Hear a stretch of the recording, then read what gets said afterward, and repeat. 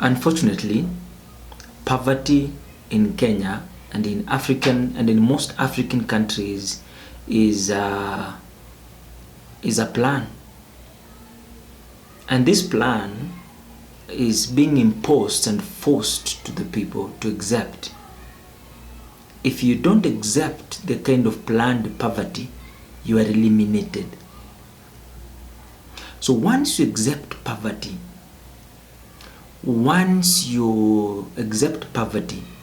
you allow leaders to control you. Control the economy, your economy, control your business, control what you eat, what you put on, the car you drive, the business you can do. They control whether you're going to grow or not once you accept their plan. And now, because of ignorance, we have accepted this kind of poverty plan. And this is how it comes. It comes with promises. The government politicians tells you, we are going to do 1, 2, 3 for you to succeed. They promise you that they have very good plans for you, and you accept. There's a planned poverty. They come and tell you, we are going to build a business here which is going to help you people. You accept. Yeah, they give you very big promises. You accept.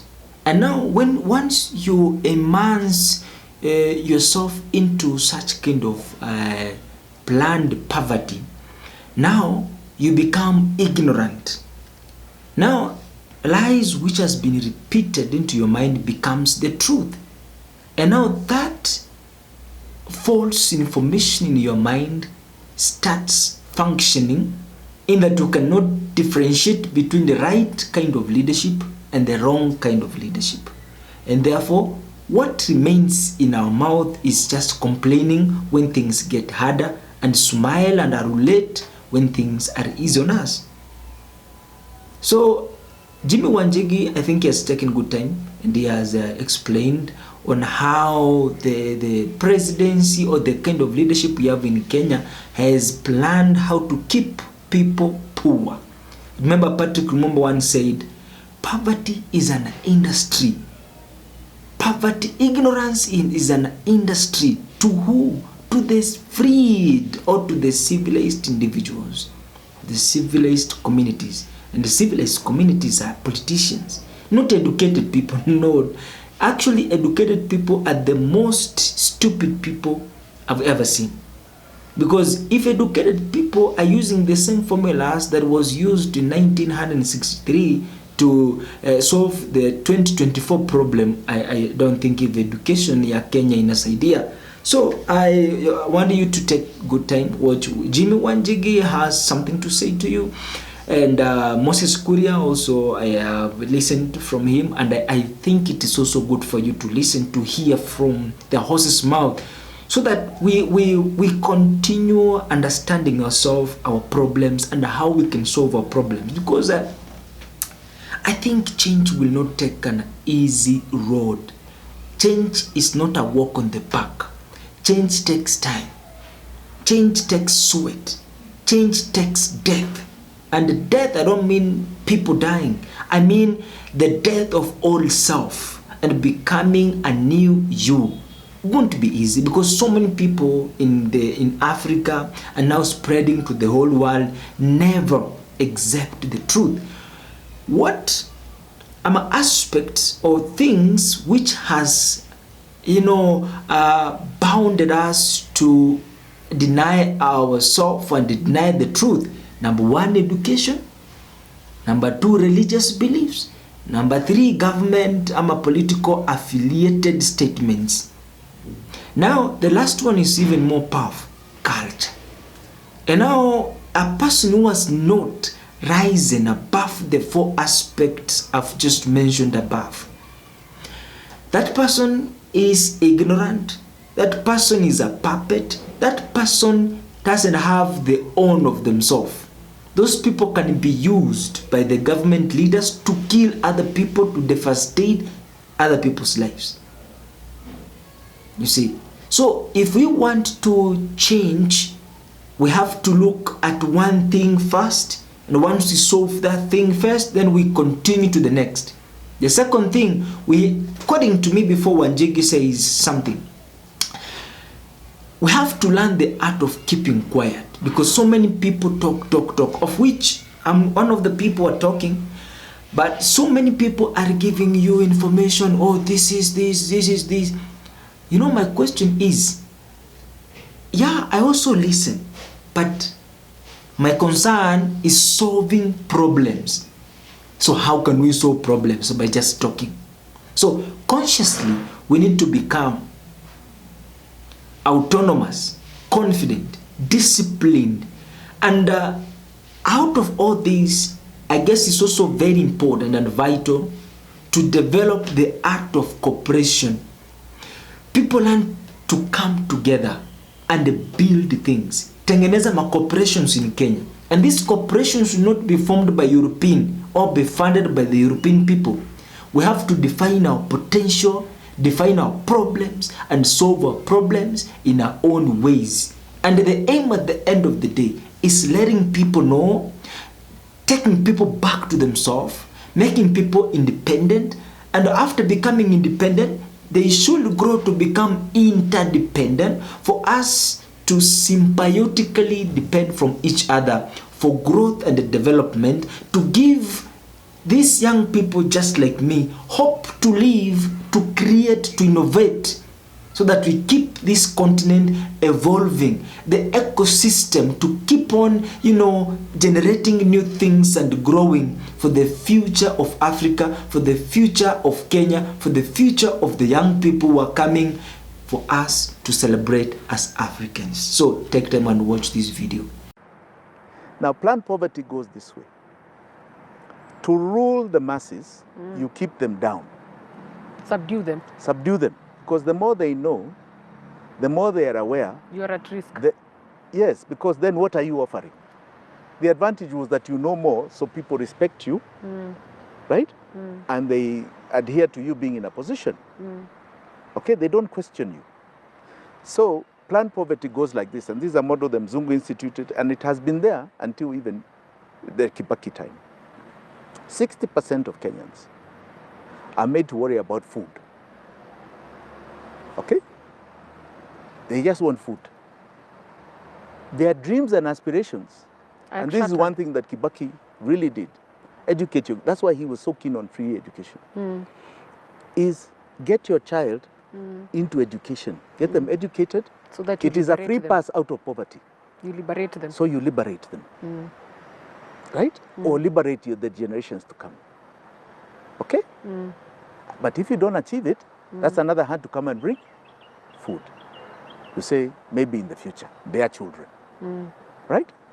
30% are called the middle class. Lower, middle, and upper middle class. Right? And they're inculcated to believe that you're a salary away from being in the 60%. You're a major sickness away from being in the 60%. Go and take a mortgage that keeps you there because you want a house and you want your child to go to private school, right? You want a particular insurance for your health, right? Yeah. So you are made dependent on income. He is misleading the people of Kenya. Is he a divisive figure in your view? He is a divisive figure. He is a divisive figure. He is going to, even for my people, he's going to lead to their isolation. Most important thing, he is wasting the space that we need, the mental, the emotional space that we need to focus on nation building, that we need to focus on ensuring that we create jobs and we develop every part of this country. But there are only two options. One, if you wanted someone to lie to you, you should have got another person. You know me. I never lie. Yeah? You should have got somebody else who can lie. Or you should not have asked me that question.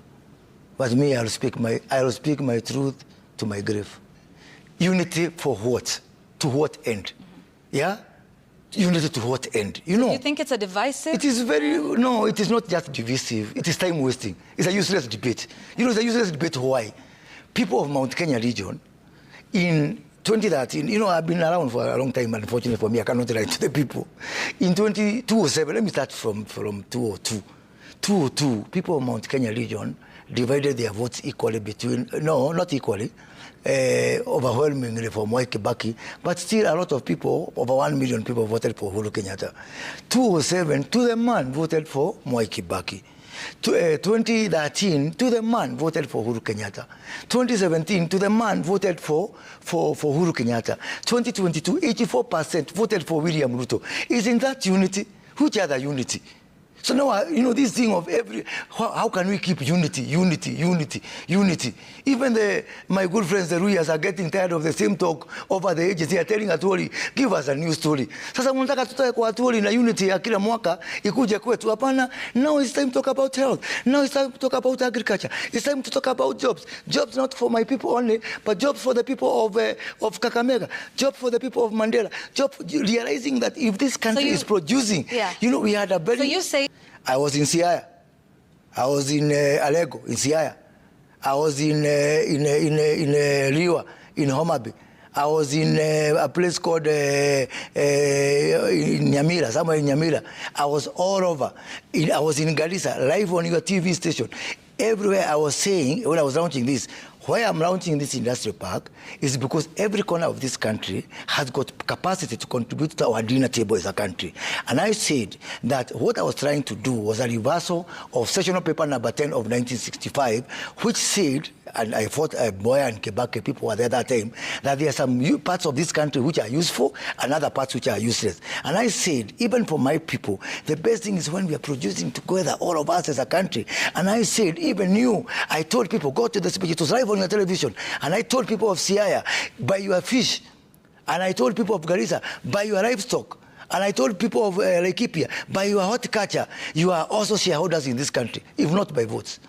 How I wish we just focus all our efforts. Yeah, how we just focus all our efforts in taking this country forward and moving the country forward. Because sasa, can I ask you a question? Even if I unite Mount Kenya people, nitawapeleka wapi? Then what?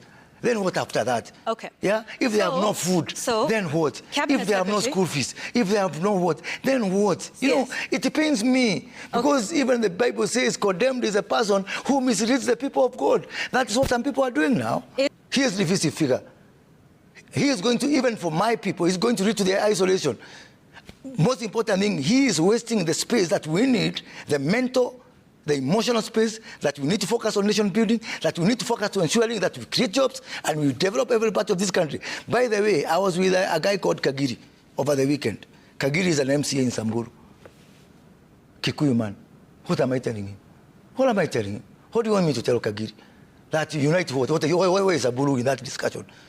What will Kagiri say to the people of Mara, to those Samburus, when he goes back home and tell them, what are we doing to our people? Unless somebody came to the scene yesterday, and maybe they did, then that, and I'm just saying with the utmost and profound respect to my boss, to my senior and my very close friend. Because that was going to be my next question. No, he is your boss. Everybody should talk to everybody. It is true, because we want team. But that can be... Kenyans, Korea, do not want to see what we have seen over the last couple of weeks. True, but what we want is broader conversation. See darkness, another one saying... Let me tell you something. So, I mean, my question is then, how do we tidy up conversations and disagreements like If I hear a conversation for this topic between the president and the deputy president, I will knock the door and enter uninvited. This is not about the two individuals. We are a team. And we are a government. My destiny is tied to the destiny of the president and the deputy president. My destiny is tied to the Kenya Kwanza administration. My destiny is tied to those people whom Kenyans, so faithfully trusted with the destiny of this country. So I will say, yes, you two guys, as individuals, in your individual rights, it's okay. But as long as we are talking about things that affect our government, I have got an equal right because I'll be equally measured by that conversation. All right. How can I drag my personal unhappiness and tribulation to the mission of a team that we work together to prove a point that we can lead this country better, that we can be able to drive this country forward? What has got my personal frustration got to do with that? What has got my personal feeling got to do with that? If I have an argument with my wife in the morning, why would I come and make it part of the nation? More important, why would I make it part of a team that we say we've got a point to prove and we want to show that we can be able to transform this country and move it forward? Moving this country forward is much more more superior and much more important than how I feel as a person as Moses Kuria. In the country, the 1 man, 1 shilling, 1 vote. And this is being pushed primarily by the deputy president. Is this really the issue, or is it a pretext to... It's a red herring. It's a red herring. This is how it's a red herring. So I'm so happy for what Moses Kuria has just brabbed out.